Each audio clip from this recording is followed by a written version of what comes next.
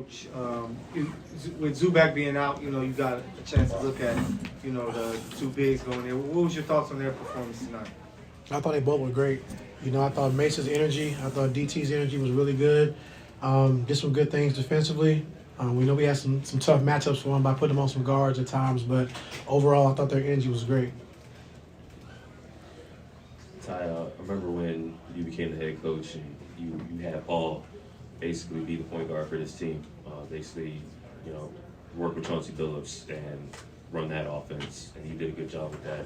Now he's off ball more than ever and having the success that he's having. No turnovers tonight in a 38-point game. How have you been able to kind of talk him through what you're asking him to do off the ball, and how has he received that over the course of the season?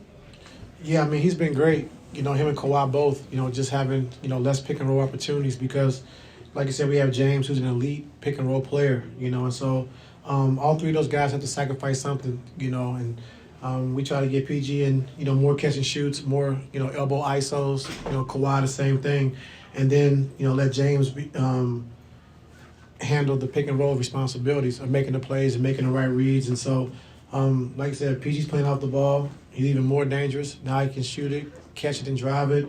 And he also can get the pick and roll after he comes off the screen. He doesn't have shots. So there's a lot of different options for him coming off the catch and shoots, and not just, like I said, running pick and roll and being more so the point guard when I first got here. Ty, obviously, PG was already a solidified star, but since you started coaching him, how have you seen him grow? He was already grown. Yeah, he helped me out. He helped me grow. But he's always been a great player, two-way player. Doesn't mind taking the responsibility of guarding the best player every single night, and he does that well. And like I said, he can do different things. He can post up, he can ISO, he can come off catch and shoots, he can run pick and rolls, and so he's a total complete player. And so he was already grown before I got him. Ty, this was a much different game this time around with Shea and Chet. I think Chet, this might have been like his second lowest scoring game of the season. What was different this time than the last time you guys played him? We changed our matchups. It was one, and then two. Kawhi played, which is huge for us. And just we know Shea's a hell of a player, and we wanted to just try to get the ball out of his hands as best as we could. And we missed about 7-8 opportunities, and we didn't do it right. He scored, or he got to the free throw line. But overall, I thought we did a good job. Just trying to keep the ball out of his hands, try to blitz him, try to show him different coverages to keep him off balance.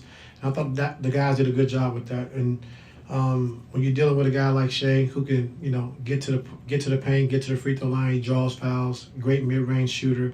You got to just try to give him different coverages. And I thought we did a good job with that tonight.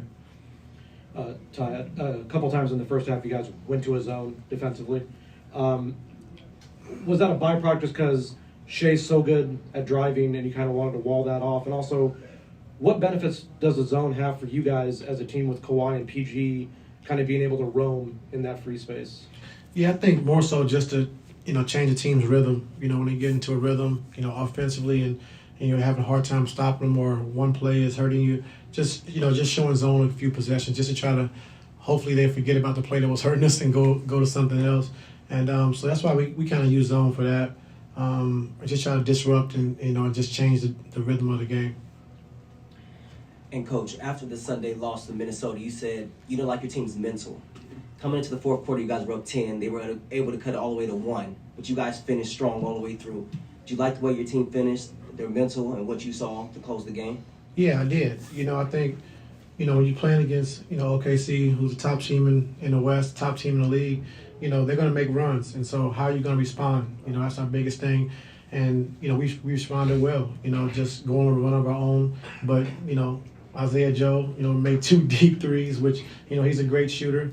And we can't look surprised when he makes those kind of shots because he does it all the time, And so they're going to make runs, and we understand that. But to hold on to the lead and then make our own run just says a lot about our team. And our mental tonight was really good. It was a lot better than it was in Minnesota. Ty, an off-the-court question for you right over here. Good evening. Thank you for your time. Off the court? An off-the-court question, yes. Tonight was Black Heritage Night. When you look at your career, both on and off the court, and all that you've accomplished, how proud are you to inspire the next generation?